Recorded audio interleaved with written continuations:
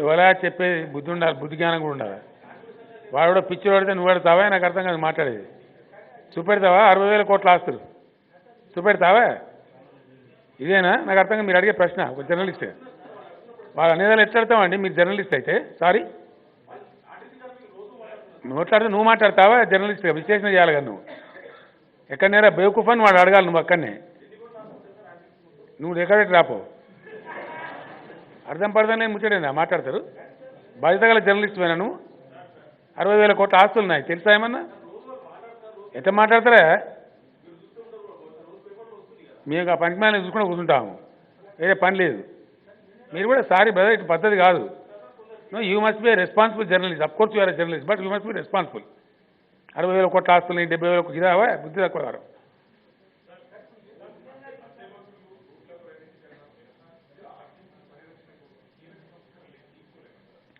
మేము గొంతు కోసుకుంటాము, మేము రాము, మా సమ్మె ఆగదు, మా డిమాండ్లు నెరవేర్చలేక సమ్మె ఆగదని ప్రతిరోజు వాళ్ళు చెప్తుంటే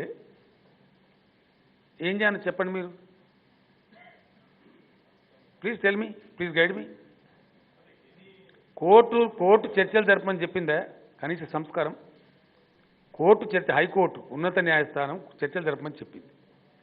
దాని మీద సీఎం గారి దగ్గర మీటింగ్ జరిగి జరపండి చర్చలని చెప్పినాం. దానికోసమని ఆగచ్చు కదా, ఆ మాత్రం సంస్కారం ఉండద్దా? ముఖ్యమంత్రిని తిడతారా? యూనియన్ నాయకుల సంస్కారమా? ప్రభుత్వ అధినేతని తిట్టి మీ సమస్యలు పరిష్కరించుకుంటారా? జరిగే పనేనా? అంటే సమస్యలు పరిష్కారం కావాలని నైజమా, రాజకీయ నైజమా? ఏమనుకోవాలి దాని ఎందుకు? ఏమున్నది అనుకోవాలా? Can you please tell me. అంటే ఇప్పుడు యూనియన్ నాయకులు ఉన్న వాళ్ళు ఎంత బాధ్యతగా మాట్లాడాలండి? కార్మికుల భవిష్యత్తు, కుటుంబాల భవిష్యత్తు ఎంత ఒళ్ళు దగ్గర పెట్టుకొని మాట్లాడాలా? ఎంత సంయమనం పాటించాలా? ఏం మాట్లాడుతున్నారు వాళ్ళు? మాట్లాడే మాటలు మీరు వింటున్నారు కదా. వీడు తోకగాడు చెప్తున్నాడు అసెంబ్లీ రద్దు అన్నాడు. ఈడావా? నాకు అర్థం కాదు. ఇవాడు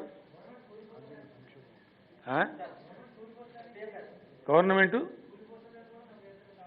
చెప్తే కనబడుతుంది. ఇప్పుడు ఎవడు కూలిపోతుండు? ఇప్పుడు కూలిపోయేటి ఏంటో కనబడతలేవా? కార్మికుల అమాయకులు అయితే ఎక్కడో అక్కడ పోయి దరఖాస్తులు పెట్టుకొని జైలు కావాలా? Do you stand by that? Do you stand by that? You take the responsibility. Please tell me, నీకు ఇష్టమైన రెస్పాన్సిబిలిటీ దా. ఇప్పుడే నా ఎంబడి రాను. సారీ బ్రదర్, నేను ఏమంటున్నా అంటే నేను ఉపోద్ఘాతంలో చెప్పిన మీకు అర్థం కావాలని చెప్పి. ఆర్టీసీ విషయంలో నాకున్న సానుభూతి, నాకున్న లోతైన అవగాహన ఇంకోరికి లేదు. ఆ సంస్థ నష్టంలో ఉంటే లాభంలో తెచ్చిన వ్యక్తి నేను, ట్రాన్స్పోర్ట్ మినిస్టర్. పిచ్చోళ్ళు తిన్నట్టు తిన్న నేను విశాఖపట్నం బస్ స్టాండ్ కూడా పోయినా. ఆర్టీసీ టాయిలెట్ కూడా సందర్శించాను నేను. ఎట్లా ఉంటే మంచిగా ఉంటుంది, ప్రజలు వాడకపోతే ఎట్లుంటుందని చెప్పి చాలా డీప్గా పోయి సంస్కరణలు తెచ్చి మా కష్టపడి దాన్ని లాభాలు తెచ్చినాయి. వన్ డే ఇండియాలో ఏ చీఫ్ మినిస్టర్ కూర్చోడు. ఒక దినమంతా వైస్రాయవటలో వాళ్ళతో కూర్చొని వాళ్ళ జీతాలు పెంచి వాళ్ళకి సాయం చేసి మీకు డబ్బులు ఇస్తా అని చెప్పి ఆ ఒక్క సంవత్సరం ఇచ్చిన 750 కోట్లు. I was quite sympathetic. అయినా మేము తింటాం, తిడతాం, మేమేం చెయ్యం. బతికే పని అవన్నీ నాకు అర్థం కాదు. బతకబుట్టని పిల్ల మంచి ఎగిరింది అన్నట్టు. బతకదలుచుకున్నావు అంటే సంస్థగా నీ యూనియన్ తోక, నీ సంస్థ ఉంటే నీ యూనియన్ ఉండేది. Where is the union? సంస్థనే పోతుంటే ఉన్మాద స్థితికి లోనయ్యి కార్మికులలో పిచ్చి ఆలోచనలు ప్రవేశపెట్టి వాళ్ళ బతుకులు నాశనం చేస్తుండే వాళ్ళ వీళ్ళు. మీరు అన్నట్టు అమాయక కార్మికులు మాది మేము బతకాలనుకుంటే పోయి డిపోలో దరఖాస్తు పెట్టుకోవాలా? నేనేమో వాడు పోయి పెట్టుకోవాలి కదనే బాబు. నువ్వు కందకలు ఏం దొరుకుతా కత్తిపీడకి ఎందుకంటే నువ్వేందుకు మాదిస్తున్న వీడ? అంతే కదా. ఏమంటారు? నేను అనుడు కాదా బాబు, వాస్తవం. నువ్వు నా దగ్గర పనిచేస్తున్నావే, నీ అంతా నువ్వు వెళ్ళిపోయినా నాకు చెప్పబెట్టకుండా. నువ్వు డిస్మిస్ చేసుకున్నట్ట నేను తీసేసినట్టు చెప్పి సింపుల్ మాట. దానికి బ్రహ్మ పదార్థం ఉన్నదే. వాడు వెళ్ళిపోలేదు గమ్మతున్నది. అనాథరైజ్డ్ ఆప్షన్స్ కదా. నువ్వు ఇల్లీగల్ అయితే కదా, లీగల్ స్ట్రైక్ అయితేనేమో పద్ధతి ఉంటుంది. ఇల్లీగల్ స్ట్రైక్లో పోయి కన్సల్టేషన్ ప్రాసెస్ ఆనందంగా పోయి నువ్వే పోయినావు. నిన్ను ఎవరు ఎల్లగొట్టలే, ఇప్పుడు ఎల్లగొట్టరు కూడా. కాగితం ఖర్చు దానికి ఎవరు ఎందుకు వెళ్ళగొడతా నాకు అర్థం కాదు. ఇప్పుడు ఏమవుతుందంటే ఈ మున్సిపల్ ఎన్నికలు అయిపోతాయి. షార్ట్లీ 2 సమస్యలున్నాయమ్మా. ఒకటి గల్ఫ్ బాధితులు అంటారు, మీరు బాధితులు కాదు.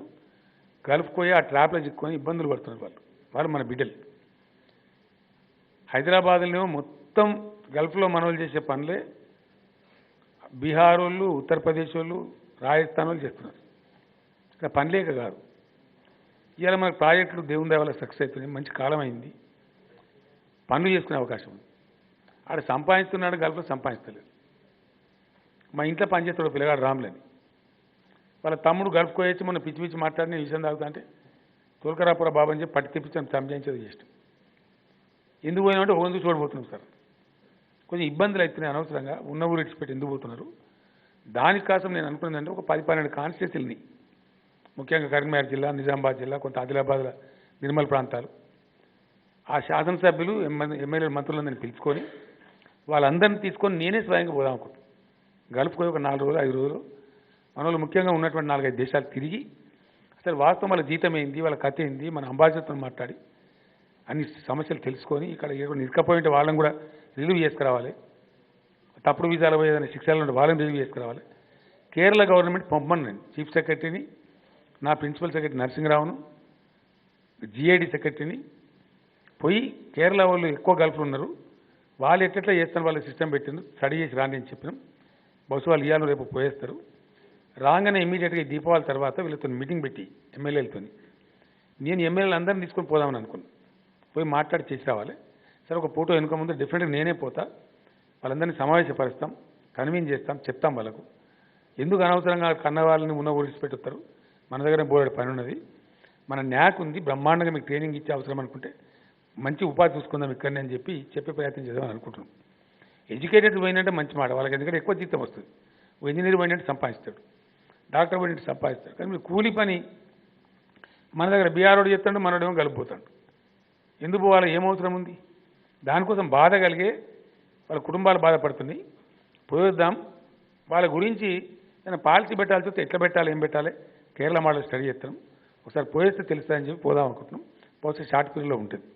రెండవ పాయింట్ ఏమో వీళ్ళ గురించి కూడా త్వరలోనే ఈ గిరిజన ఎమ్మెల్యేలు, ఎంపీలు, ప్రజాప్రతినిధులు ఎవరైతున్నారో ఎమ్మెల్సీలు వాళ్ళతో సమావేశం పెడుతున్నాం.